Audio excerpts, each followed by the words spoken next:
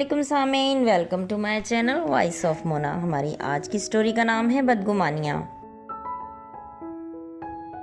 तंजीला 3 बहनें थीं और वो तीसरे नंबर पर थी। उसकी शादी फुफ्फो के घर हुई थी।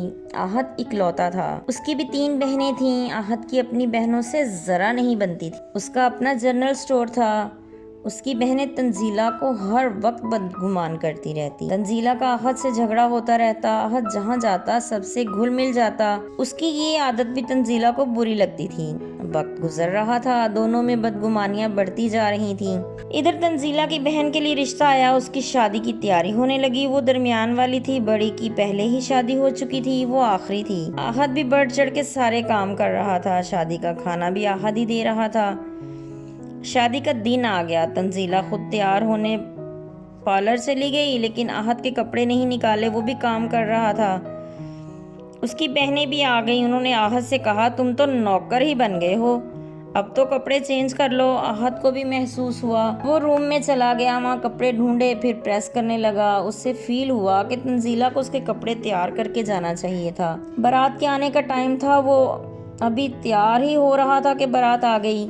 वो भी जल्दी से बाहर निकल आया। तंजीला और शहनीला अभी तक नहीं आई थी वापस। सब बारात का इस्तकबाल करने लगे। आहत ने तंजीला को कॉल की, कब आना है वापस। वो रास्ते में ही थी।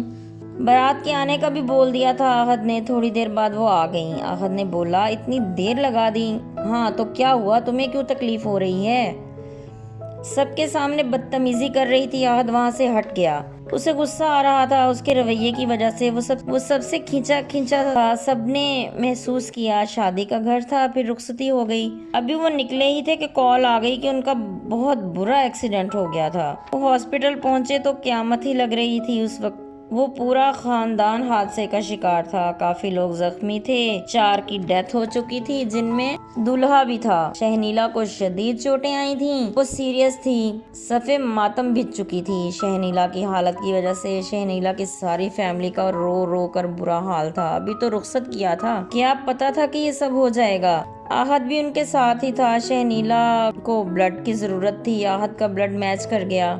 आहत ने ही उसे ब्लड दिया। उसे होश आ गया था। वो बच तो गई थी, लेकिन चोटें बहुत ज्यादा लगी थी। उसका शौहर तो मनो मट्टी तले जा सोया था। शहनीला कुछ दिन हॉस्पिटल में रही, फिर उसे छुट्टी मिल गई। वो वापस घर आ गई। तंजीला तब से इधर ही थी।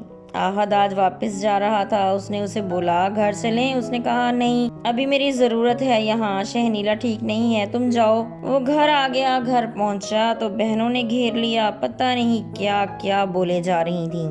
आहत ने खाना खाया और फिर जनरल स्टोर पर चला गया। वर्कर के स्पुर्द करके गया था, सब सही था। फिर उसने कॉल करके शहनीला को पूछा, वो ठीक है? अब पहले से बेहतर हूँ। वो शहनीला से बात करने लगा। उसने कहा, आ जाओ आप इधर ही। उसने कहा, ठीक है, आता हूँ। वो घर बताकर उधर वापस चला गया। वो शहनीला के साथ बातें ही कर रहा था। तंजीला बाजार गई हुई थी। वो आ गई। उसे देखकर बुरा सा मुंह बनाया और बोली, तुम फिर आ गए? वो खामोश हो गया। तंजीला की माँ बोल उठी, उसका भी घर है, आ गया तो अच्छा किया। आहत को बुरा लगा था, लेकिन खामोश था। शहनीला ने महसूस कर लिया था। वो बोल पड़ी, आप बुरा नहीं माने इसकी बात का, ये तो है ही ऐसी। अच्छा किया आप आ गए, लेकिन शायद शहनीला सोच रहा हूँ अब घर चला जाऊँ। नहीं नहीं, अब नहीं जाना, इधर ही रहें, कल चले जाइएगा। फिर वो शहनीला से ही बातें करने लगा। फिर खाना लग गया। सबने खाना खाया। खाना खाते खाते तंजीला ने पूछा, तुम्हारी बहनों का क्या हाल है? ठीक हैं, बहुत बदलिहाज हैं। क्या किया है उन्होंने? तंजीला उनकी बुराइयां करना शुरू हो गई। आहत को समझ आ गई थी, इधर उधर की बातों की वजह से इनमें बदगुमानियां पैदा हो चुकी हैं। आहत बहुत समझदार था। शहनीला की अचानक तबीयत खराब हो गई। फिर उसे फिर हॉस्पिटल लेकर भागे। सारी रात वहां निकल गई। सुबह जाकर उसकी तबीयत संभली। बहुत ज्यादा बारिश हो रही थी। सब घर पहुंचे। तंजीला के कपड़े बारिश की वजह से भीगे हुए थे।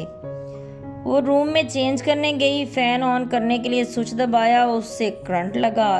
करंट ऐसा लगा कि पल भर में जमीन पर ढेर हो गई। वो मर चुकी थी।